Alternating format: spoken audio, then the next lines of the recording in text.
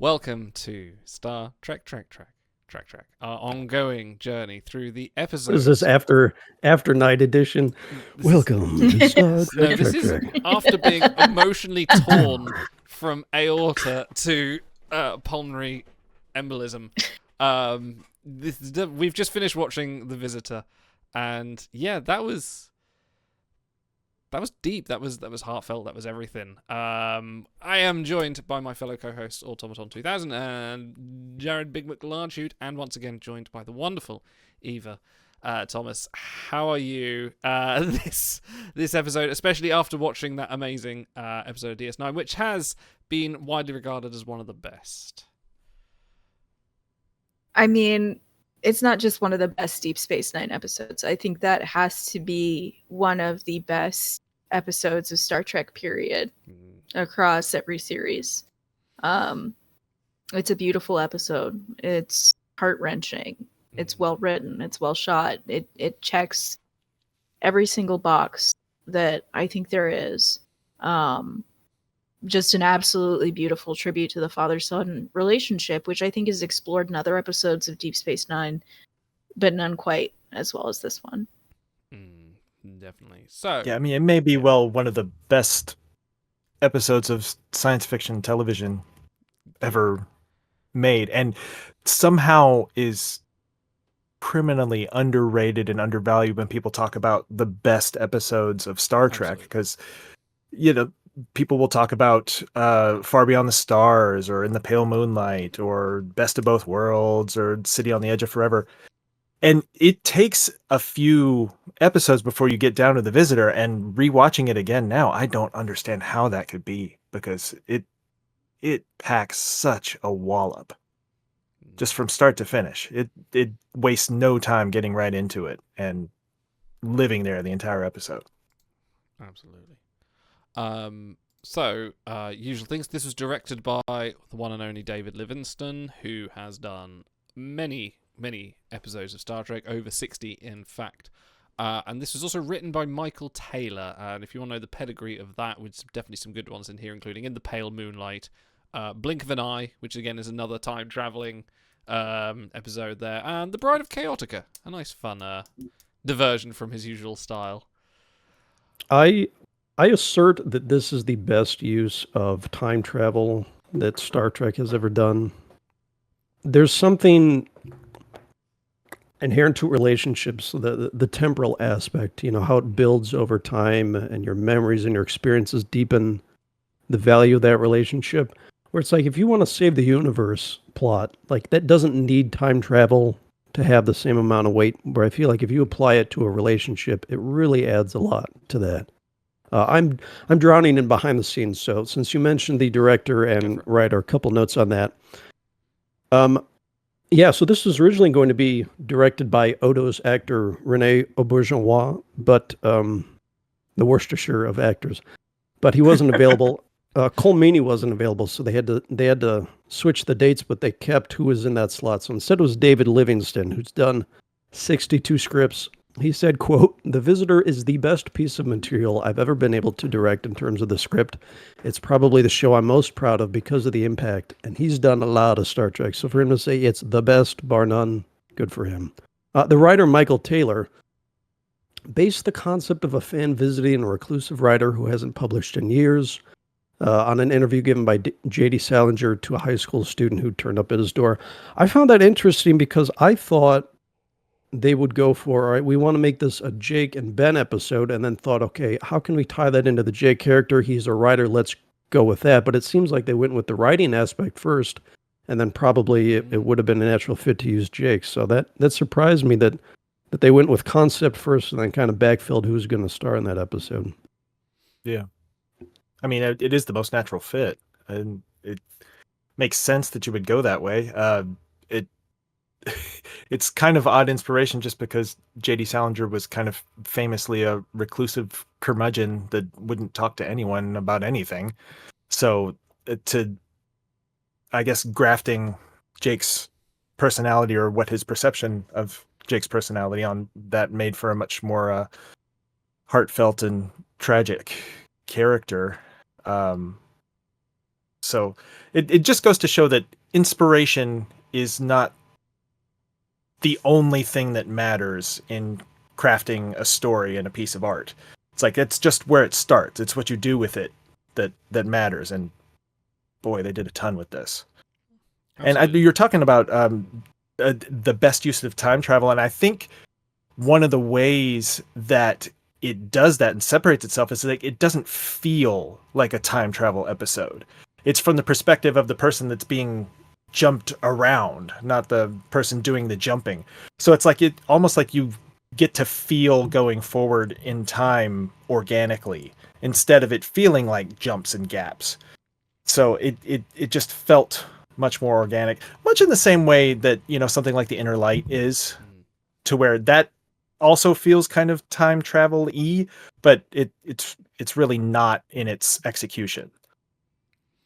It's an interesting one too, this and the Inner Light, really, because they're kind of the reverse of each other's stories, really. Whereas it's Picard, you know, trapped in a different reality, and we're seeing his life go forward. This is Jake's outside of the trapped reality where Cisco is. They're sort of like almost like told from different perspectives. Like, you know, if the Inner Light was told from the perspective of maybe Riker or Crusher, Beverly Crusher, for instance, you know, you're seeing that story told and then having him come back, or maybe periodical visits into the life that he's leading. You know, it's very similar, but it's you know, yeah, you're right when you say like this is time travel done very differently and very inventively. And there are not many, you know, Star Trek does time travel all the time. It is a staple, but these are when they use it for very inspiring ways. And I think, and I mentioned in the chat just now, All Good Things is another one where I really like the idea of time travel and that to show perspectives, although that one's over different realities and different times, through Picard's viewpoint in a similar-esque kind of way. It's definitely a really good sort of storytelling hook.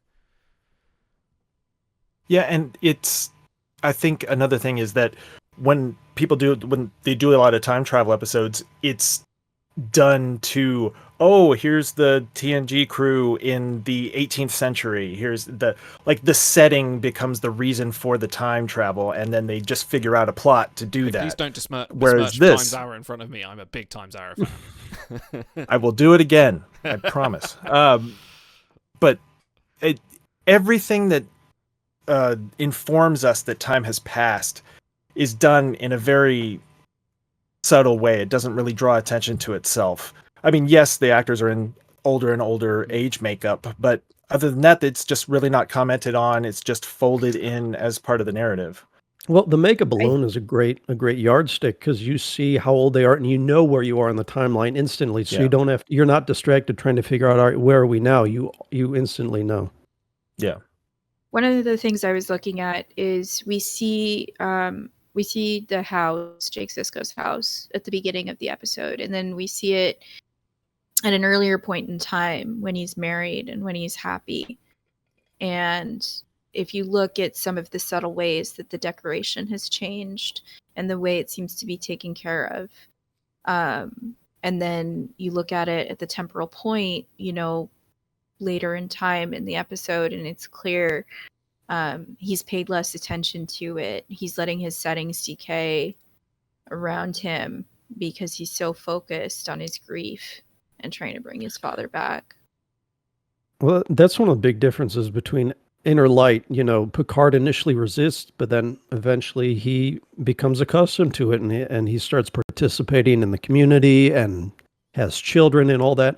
And this is not that. Jake kind of, you know, unintentionally digs in his heels.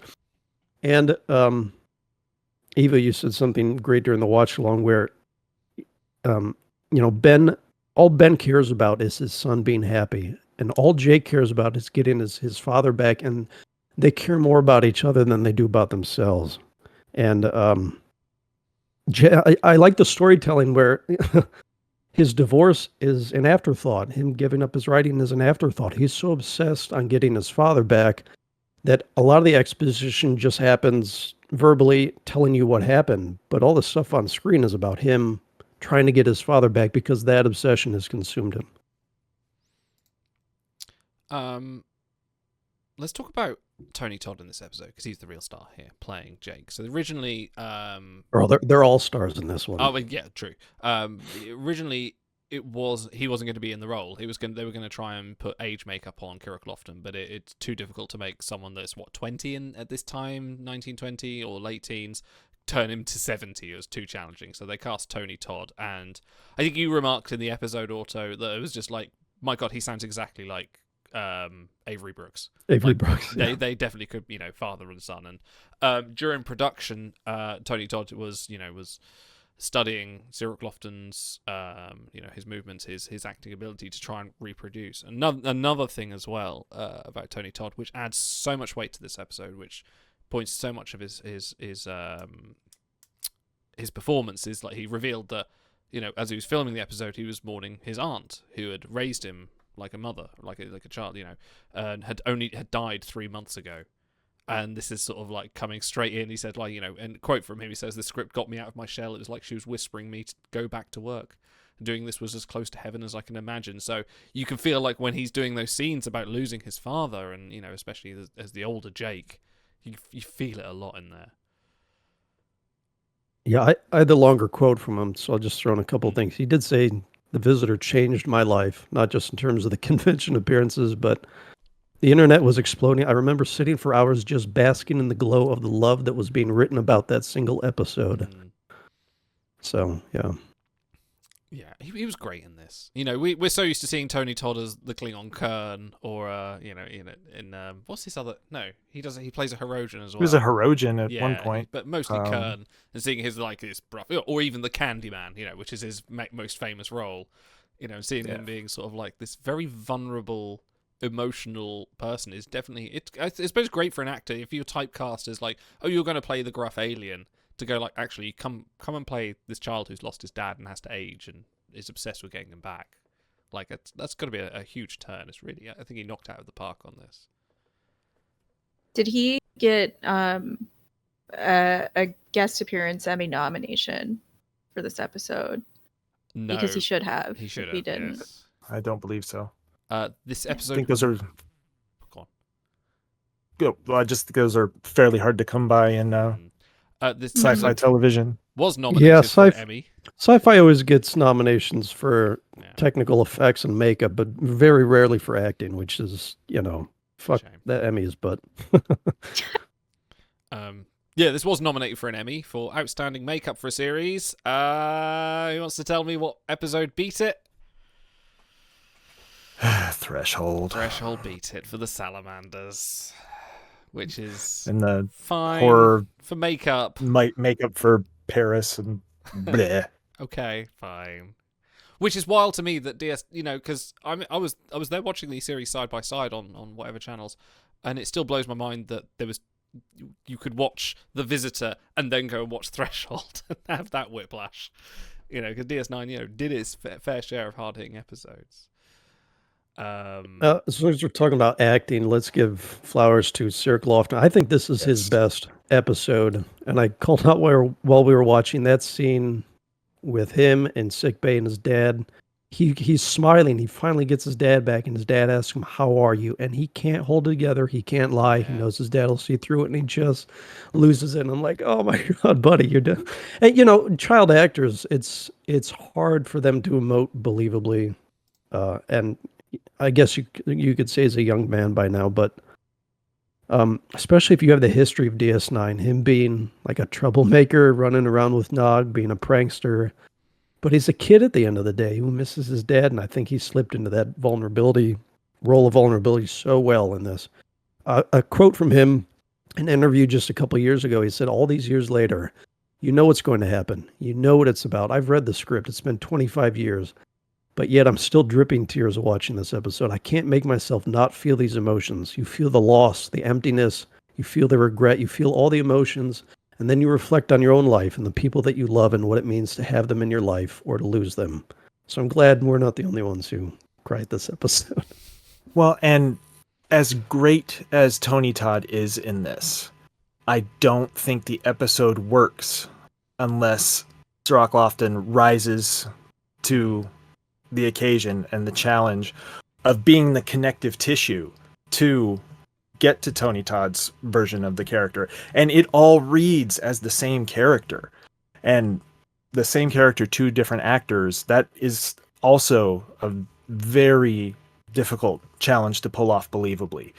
And especially one with Tony Todd that we've seen be other characters in Star Trek, to where he's a recognizable face, but he completely slips into that role. And so the two of them working together to create this entire performance is what makes this compelling, because Ben Sisko is the character that is the driving thing of the plot, but it is Jake's story. So if Jake doesn't work from the beginning to the end, then the story doesn't work. And it absolutely works like gangbusters the whole way. It's a triumvirate. Like, you only see two of the three on screen at one time, but they all, I think, have an equal role in that. To conclude the quotes for this episode, one from Avery Brooks as well as the third party here. All I'm interested in is telling the truth. It's so simple in another way because I loved Sarah Lofton then, and I love him now. Most of what you witnessed in the exchange between us, and indeed Tony Todd is in the assistance, most of what you saw was real. And it felt real. I mean, It does. I think you can really feel that when you're watching the episode, that every interaction feels so real, and that's what makes it so powerful. There's numerous quotes. And like that carries through the rest of the series too.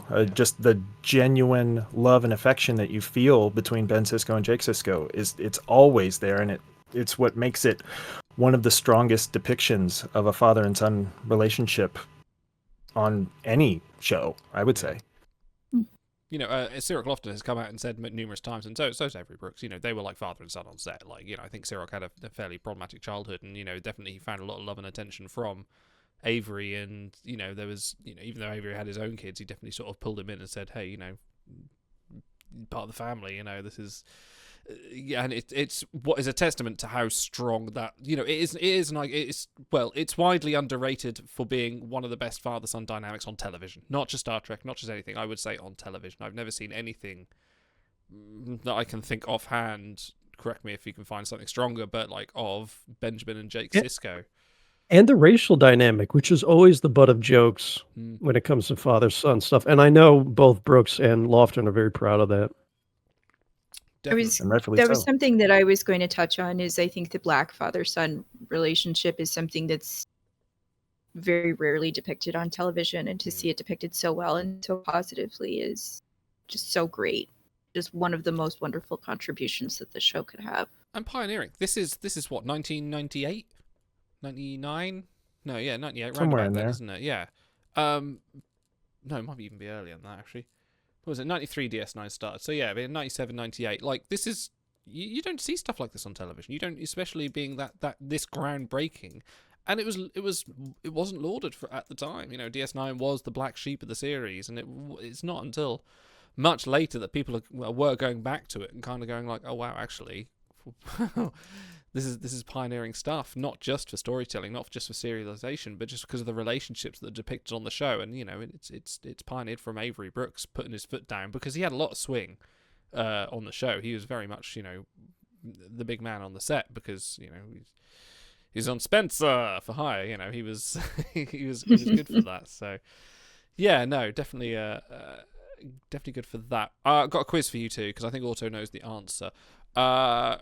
Rachel, who played Melanie, the young girl that came to Jake Sisko's house, was the daughter of another Star Trek actor. Do you know who? And I've deliberately left out her surname because otherwise it would make it too obvious. Yeah. I'll give you a clue. They are a DS9 actor. DS9 actor. Okay. Yes. Is it Renee's daughter? It's not Renee's daughter. I think you know the answer to this, don't you, Auto? Yeah, it's the one thing I left out because I feel like I thought everybody knew this one. Oh. I don't know it. No. I don't know this one. No. It is Garrick's daughter, Andrew Robinson. Yeah, she's Rachel Robinson. Wow. Yes, her sister Rain Robinson Holy cow. will turn up. Love Garrick. Yes. Yes, would Garrick made this episode any better? No, I think it's probably best he stayed out of it. There might have been. No, I don't think Garrick should have been in this one, as much as I adore his character. She was stretching. Yeah, because the one thing that, I mean, what really makes this episode what it is, on top of anything else, it's like it is 100% earnest. It's like there's no cynicism, there's no sarcasm. It's very, very earnest, and I think Garrick would have been. It's also very very out of place in that. typecast. Like there aren't, but aside from Jake Nog, and Ben Sisko, like okay, there's a brief appearance from Dax and Bashir, but there's very much put in the background. It's like okay, we're contracted to be on the episode and bye. Same with Worf as well, like very, very quickly in and out. Although I will say the one scene between Kira and Jake was very heartfelt, where they're standing very nicely lit. At the sort of the porthole there, having a very sort of tender moment. Yeah, and then they mirror that as the very last shot in the finale of DS9 too. Yeah. This is like when we're watching Shore Leave, I want to watch that with other people so that I can make jokes and riff and make it eminently more watchable. And an episode like this is probably the first one in all the ones we've done. I'm like, I want to watch this alone. I want to lock the doors. And pull the drapes, and I want to just like experience it fully without feeling like I'm on for someone. So it does draw you. I want to be able to pause it so I can cry if I need to, and then go back to watching it with clear eyes. Yeah. All right, Let me feel my feelings. I want to talk about the music for this. Dennis McCarthy, so good. Although I feel like this score is just like a series of chord resolutions in a trench coat because they do hold a lot of those for a long time. And if we did episode titles, that would probably be it right there. I am so stealing that phrase. There's just a load of chord resolutions in the trench coat. So this they use McCarthy's soundtrack in one other Trek episode. Can anyone guess what it is? Oh gosh, I didn't even know this one. Huh. It is. Did we get a series? It's in DS9. Way of the Warrior? No, it would be after this, wouldn't it? No. Okay. So Far Beyond the Stars? No, but that's a good guess. Think emotional, because that's what the track was. In the Pale Moonlight? No. That's more angry emotional. All right, I'll put you out of your misery. It's in the finale. Okay. What you leave behind, and it's in a particular scene after Ben Sisko gets raptured up to the Celestial Temple, and then Cassidy joins him, and she says, "This is scaring me. Let's go home." And he says, "I can't, not now. It's difficult to explain. It's not linear, my life and my destiny." And if you remember Jake's dedication in the book, he has his dad read it, "To my father who's coming home." That's such a great parallel because he wants to come home. He can't come home. He knows that. And so for them to use this music again one other time, it's, to me, a very intentional nod there.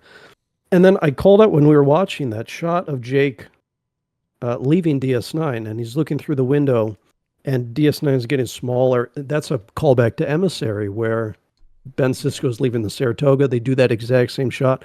So they're kind of reaching from the beginning to the end here, and it being, a story out of time makes a lot of sense. I feel like they put a lot of thought and care into those particular, breadcrumbs throughout the series. So I really like that. Yeah, so they clearly had the Visitor top of mind when they were doing the finale.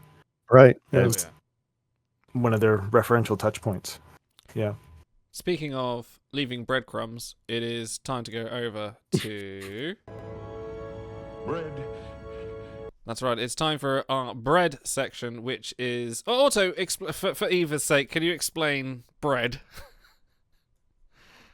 Babel is the name of the DS9 episode where they're aphasic and they start saying random things, and Sisko goes bread, and it doesn't mean anything.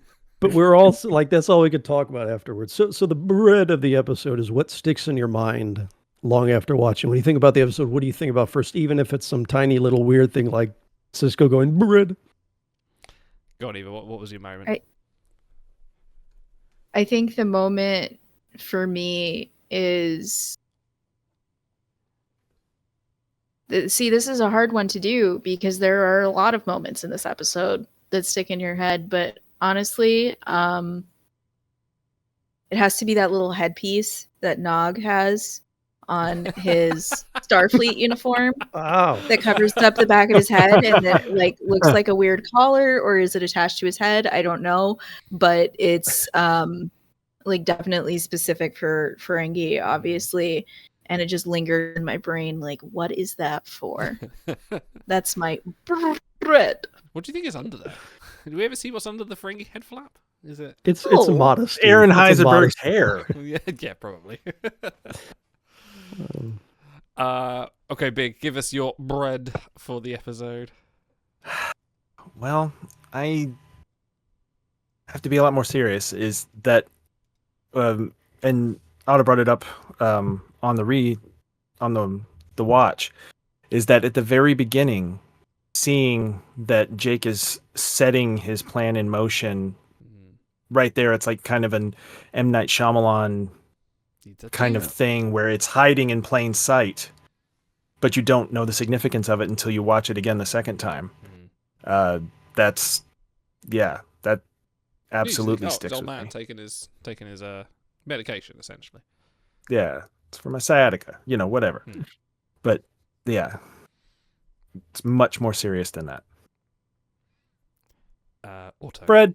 bread. Yeah, you gotta say bread.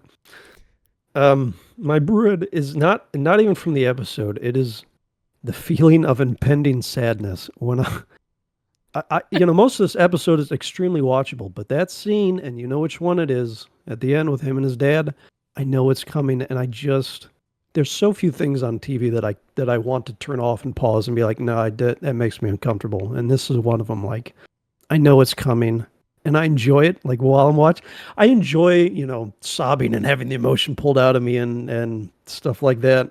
But this is just so like real and personal and uncomfortable, and I know it's coming, and so that feeling in the back of my head is, I told you before we started, there's certain, when I really like something, I don't want to watch it, because if you watch it too much, it becomes kind of like watered down, and you get used to it. I don't want to get used to really good episodes like this. So that's my bread. Idol, what's yours? I think mine is definitely the moment when Ben Sisko comes back to time and Jake's like, I brought you back, and he's like, where are your grandkids? What about your writing? What about your fight? And you realise that, yeah, Jake has given up his entire life. And I think that's the saddest moment in the episode for me. Not necessarily the death. The death is the cure at the end. Like, that is, it's emotional, it's sad, but that feels like it's progress. This was the more like, the thing that makes me sad is watching someone give up on their life for something. Yeah. And I felt Ben Sisko's sadness there, and I kind of feel a little bit, everyone reflects on their own lives at that point and goes, oh God, what have I done with my life? Have I given up all these amazing things that I could have done for one thing? So that's, on a very serious note, yeah, that is my bread of just watching Jake's missed opportunities of this literally legendary writer at the end. And also as he's recounting it to Melanie as well, and she realises that, oh wow, he could have been writing so much more, because she even recounts at the end, like, well, all I can find is one book and a collection of novels, and her realising that he's given it all up for his dad is very tragic, very tragic. How about we go on to... The best advice I can give you is to just be yourself. You're the worst thing that ever happened to Zek. You're the worst thing that ever happened to me. Actually, that's the second best piece of advice. In fact, you're the worst thing that ever happened to the entire Ferengi Alliance. No. Just stop saying that. What is your best and worst moments from the episode? Also, you made that. You only have yourself to blame. Best Yeah, and I did. worst moments. Eva, let's start with you. Is there a worst moment in this Wow. episode? Legally, the contract you've signed, you have to say something. I know. Track Time LLC. I think the worst moment is probably at the beginning of the episode, where Jake is so transfixed by his little iPad that he's writing his little stories on in the beginning, and he's not spending any time with his dad. And little does he know that just because it's so heart-wrenching to know that on a second watch, that this is the last real, moment that he's going to get with his dad before the electric shock. The best moment of this episode is the very last scene where Ben Sisko is brought back And he quite clearly remembers everything. And Jake knows nothing about what this alternate universe version of himself did and how much he sacrificed to bring his dad back. And that's something like the weight of that scene in that little 30-second part of the episode is the best part, because there's so much feeling there and so much emotion. And it's just compressed into that little moment. So that's my best and my worst. Fantastic. Big. Let's go for your best and your worst. Okay. So I think because there's tons of things you could pick from for a best in this two. For your episode. worst, yeah. Take two. There's so many. Well, I'll take something that's I think a little more under the radar. And what I really appreciate is all of the ways that the rest of the Deep Space Nine crew step up once Cisco is gone. So, there's Dax carrying after him, and Kira talking to him, and then maybe the best one is that when Nog comes up to Jake and says, "Hey, we got 30 minutes of holosuite," and then Quark says, "No, you got work to do," and then he realizes that So good. Jake needs Nog much more than he needs Nog, and he lets him go. That's touching in a way that wouldn't resonate if it came from basically any other character, but from Quark, it means everything. And so I have a conditional worst moment because I fully admit that maybe I just didn't grok what they were going for, and so if you can explain it to me, then I'll drop it and I'll have a backup. But do they explain how Jake knows that Ben's about to come back at the end? I think they did explain, because they said they could track the appearances. At some point they said Dax had worked out like every time he was due to appear, so they could figure it out. And I think it was only like 2 other times. Like the first time he comes back after they discover that's when they try and save him, and then the time after that is when he's the old man. So they could track it. Actually, I really appreciated, it's Star Trek. You got to get your Technobabble in. I appreciated that they switched to layman's at the end when he's talking to Melanie, and he talks about the bungee cord. We don't need Technobabble in that moment. We want everyone to understand what's about to happen. So yeah.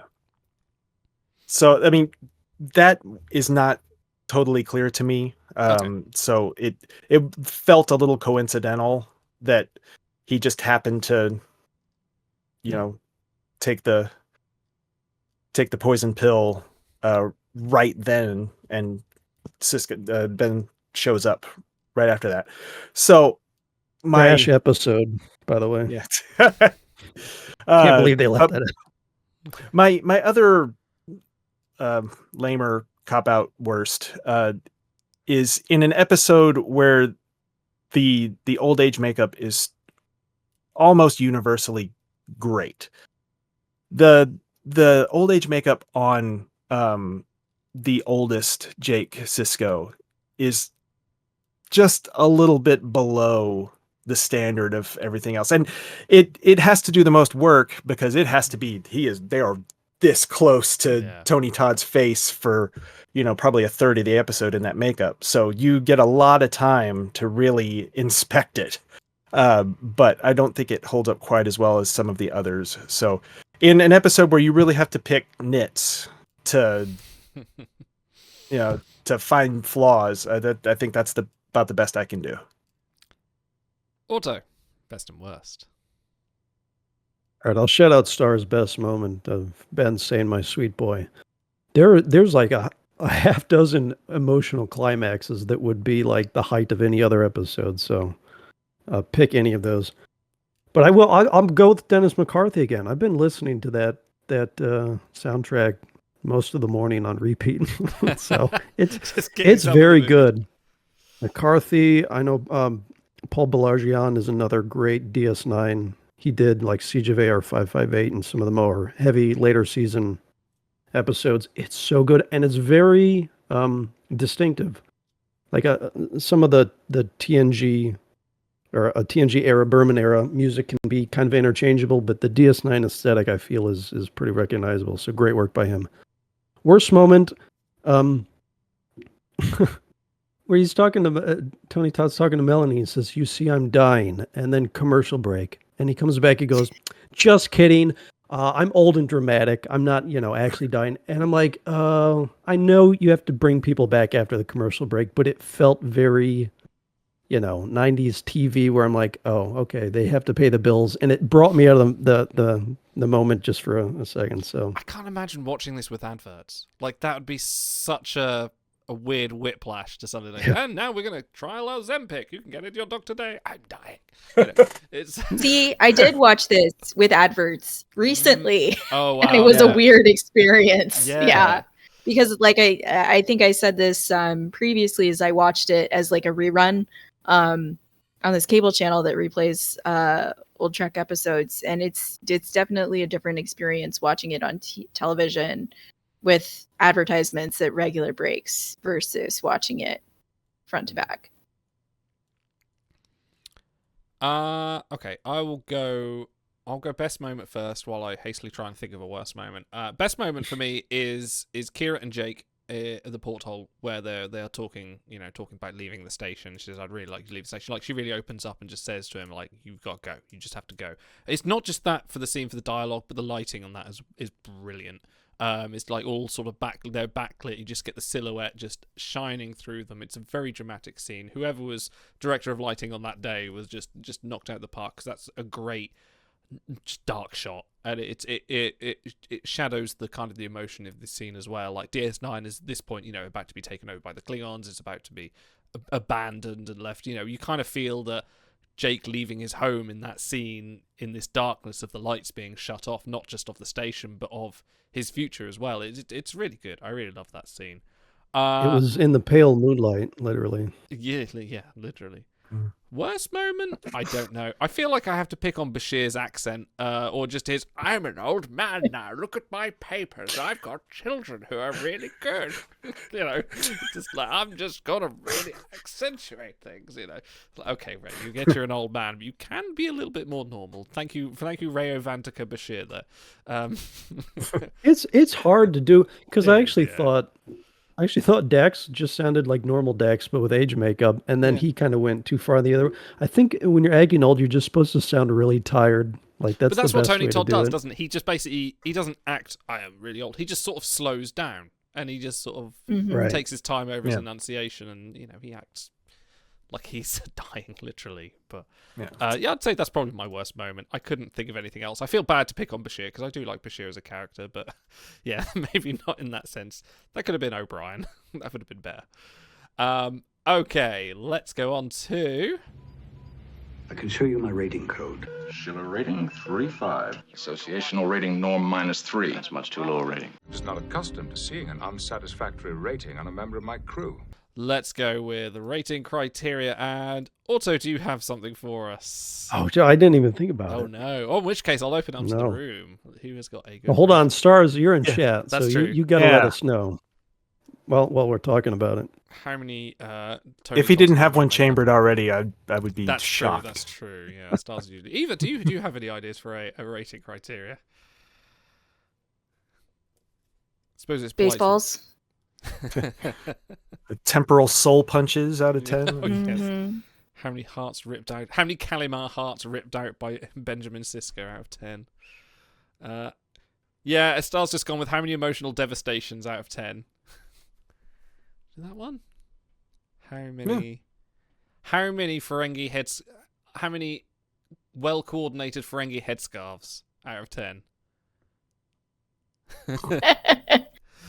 Sure. Okay. Sure, why We'll not? do that. How many? I've got to remember what I just said now. Color coordinated Ferengi headscarves. Okay. How many blinding white purgatory rooms out of 10? That was Oh, a good trope that they used in this one. Yeah, we can use that for so many episodes. Eva, what are you going for? I'm going for well color coordinated Ferengi headscarves, and I am giving this episode a solid 10 out of 10 and not wavering from my initial rating. Yeah. This is quite possibly a perfect episode, I think. I think it's the closest thing that Star Trek has gotten that I've seen in recent memory. It's a beautiful standalone story. The acting is incredible. The directing is incredible. The writing is so emotional. And I really think that this is a timeless story. And literally, and it should be more well appreciated. So yes, 10 out of 10. Amazing. Big controversy. No. Yeah, Three. so I'm going to give it a -3. No, so Where's my garage? Come here, big. No. it's a 10 out of 10. I don't like the contrivance of going over the top of the scale, but it. I know you don't. Yeah, so this is not, and I mean this as a genuine compliment. This is not a Star Trek story. This is just a classic science fiction story that anyone could tell, and luckily they were the ones that told it to us because it's executed flawlessly. And like you said, it doesn't get enough credit and participation in the conversation of greatest episodes of Star Trek, because like you were saying, Otto, it's one that you don't want to wear out. It's one you want to have some time in between, and it's been about 10 years since I've seen this episode in full, and I think that was exactly the right amount of time because it felt absolutely fresh again, and it came with all of the weight and resonance that it had the first time that I watched it. So 10 out of 10. 10 out of 10 color coordinated Ferengi headscarves. Out of 10. Order. Yeah, it's an 11. And I don't like breaking the scale either. But I can after giving it some thought, I can definitively say it's my favorite episode. So the bones of the script are so good. Like the basic elements, I think, are pretty modular. You could do this story with Odo and Kira, maybe Miles and Julian even. I mean, you have to tweak a little bit of the elements. You could do it with Booker and Burnham, like across series. It's not specific to DS9. And the fact that not only did they not go with Save the Universe plot with their time travel, they did a simple relationship story. They also they went Storge instead of Eros. You know, it doesn't have to be a romance for it to be as powerful a relationship as it needs to be for the story. So this is worth like 1,000 time travel episodes to me. It's really great. I had a quote from, I read a review on this week, Brad Harris at moviebearspodcast.com. He said, "You'd think at this point the emotional well this episode goes to would be spent, but for me, it's only deepened over time." That's true, man. Like, there's episodes that get you every time. There's very few that get you even harder every time. And it's like, oh, I don't have to wait 10 years in between to sob at the end of it. So, 11. Well, to the point that, and I hadn't thought about it until you just said that, the last time I watched this episode, I was a very, very new father. Yeah. I was going to ask you, Jared, if you were a dad yet when you watched it the first time, or if you were like a new dad and now. If it was, I mean, it might have been more than 10 years because my wife had no exposure to Star Trek before she met me. So, being the dutiful fan that I am, I immediately started us on rewatches. Rewatches for me, watches for her. So that was about the first year of our marriage. So yeah, I might have seen this when my son was like a year old at the most. And that, where I am now, man, Ben Sisko's story and his perspective on the story hits so hard. It's like, I know you love me, but live your life. Mm-hmm. Don't There's live for definitely, me. Two sides to Yeah. watching this. One side of being a parent, and the other side is different stories. Yeah, to where I don't think that really would have been my perspective back then. So yeah, when you're talking about how the well only deepens, it only deepens as your life grows and changes and evolves. So yeah, banger. There's even a quote, I wish I'd written it down now, from Cirque Lofton, who said he remembers during filming what he thought about the story, and then now that he is a dad, it flipped 180 for him. And so, like I said, I wish I had it, but just it was interesting to see how him in the midst of it felt one way, and then, but that's good sci-fi. We said before when we watched, I forget, one of the Twilight Zones, Idol said, my appreciation is only deepening as we discuss it. Well, that's good sci-fi. It makes you think and it makes you feel. Yeah. And so I'm interested, Idol, what you're giving this, because you're not a sentimentalist like some of us are. No, I'm not. So. I am a stone-hearted son of a bitch. But I am going to give this a 10 out of 10. It is, I'm not for watching soppy movies with the box of tissues. I'm more I'm not switch off. But no, this is definitely 10 out of 10. It has absolutely everything, and I said before, like, this isn't just a good Star Trek episode. This is a good episode of television. I've not managed to convince my wife like you, Jared, to sit and watch Star Trek with me. She's like, no, I'm not interested whatsoever. But if I could, and I've often thought, like, what episodes could I get her to watch that she would like? This would be this one. It would be Frame of Mind. It might even be The Visitor. It might even be The Inner Light. Things that are more on her wavelength are the things she watches. Definitely won't be Terra Nova Stars. But no, absolutely 10 out of 10. This is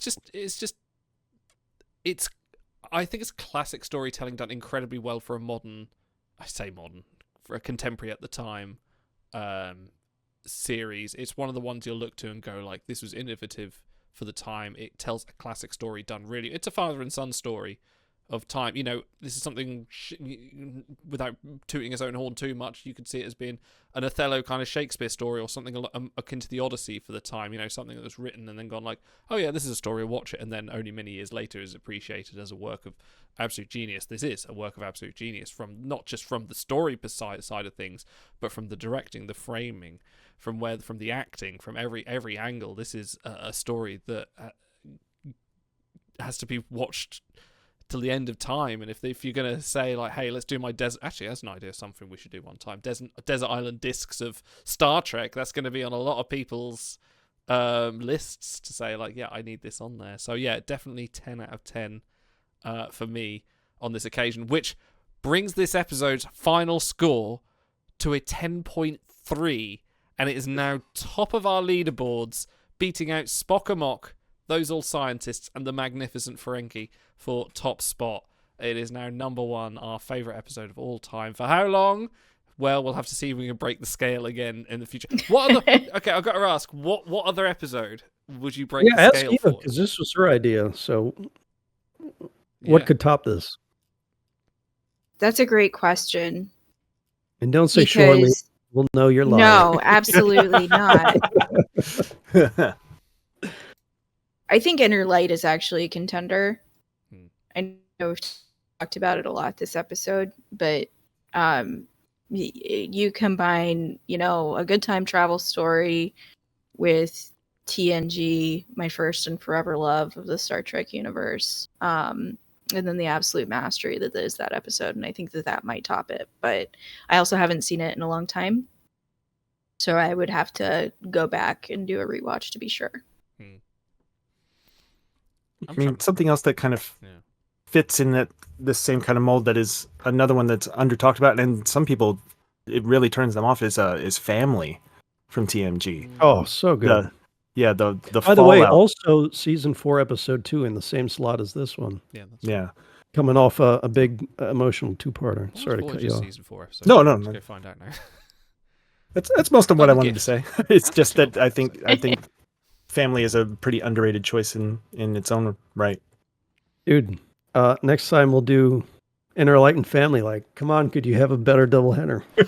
Wow. Ugh, Destroy wow. us. So We didn't talk too much, but actually that set does a lot of heavy lifting, I think, because Inner Light, like it's a great episode, but the little rent-a-city they build is very TNG era feeling, like it looks like it was built on a set. Yeah. This one, you're expecting someone to shout Heathcliff across the moor, and they have the big gothic mansion, and it does make it feel more like just like you're reading a novel versus watching a sci-fi show. So I think that helps even more by intentionally taking it out of time. Yeah. Pun marginally intended. It makes it timeless. Yeah. Because it's not trying to represent a present necessarily. It's trying to connect to Actually, age. Timeless is another really good episode. Oh, yeah. Dude, now that we're Yeah. free of the shackles of watching this garbage season 1's in order, we're like, oh, we love Star Trek again. So Yeah. Yeah. So many Turns out when you watch the good episodes, it's good. Well, that's the reason. Yeah. That's the reason Star Trek is sitting at 6.4 at the moment in total of all the reviews we've given. So maybe I ought to watch some more good episodes. On that note, thank you everyone for coming along and watching us. We'll be back in a couple of weeks. Eva, thank you so much for joining us. It's been an absolute delight to have you here. It's been my pleasure. Thank you for having me. Yeah. will you verbally commit to joining all future Star Trek reviews? All future Star Trek reviews? I don't know. I don't know about all of them. Wait for the but- translation. Answer me now. I will commit to a future guest appearance if you will have me again. How about that? Absolutely. Okay. Absolutely. Great. And if 100%. people are interested in following you and your Jeopardy performance or anything else you've been doing, where can they find you? Because I believe you do some other streaming stuff as well. Sure. So I am actually most of my streaming and like social media presence is actually related to video gaming. I am an active Final Fantasy 14 online player. A lot of the stuff that I make has to do with housing and submarines. So I have actually like a housing plot inside the game, which is like a role-playing village for people to come and experience inside the game. But you can find me on Twitter and on YouTube. My handle is Talini Fashanti, and I'm pretty easy to find that way. So there's only one of me. Fantastic. Thanks for joining us. Big and Auto, thanks for turning up. We will be back soon. Keep an eye on our stream and everything on that. We'll know upcoming schedule. I believe this Wednesday coming up, we're going to do some more Star Trek Smackdown for the wrestling fans among you.